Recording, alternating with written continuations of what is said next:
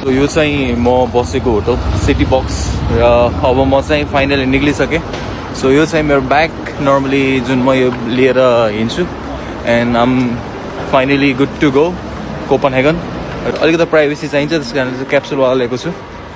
So let's see अब कोपनहेगनको बसाइ कस्तो हुन्छ and at the meantime फेरीको यात्रा कस्तो हुन्छ। आइ एम प्रिटी स्योर कि चिसो चाहिँ एकदमै हुन्छ र पनि अब एक्सपिरियन्स त गर्नु पऱ्यो लाइफ होइन। So good to see you in Copenhagen.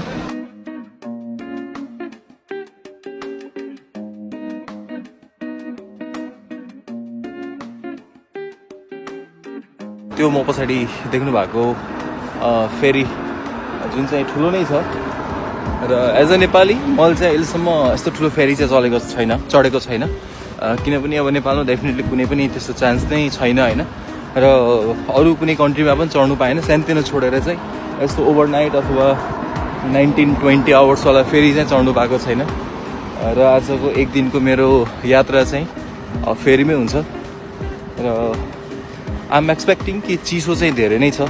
So म अब आई गेस एटलान्टिक ओसन हुँदै इफ आम नट रङ जान्छु। लेट्स सी यो एक्सपिरियन्सले कतिको काम गर्छ लाइफमा।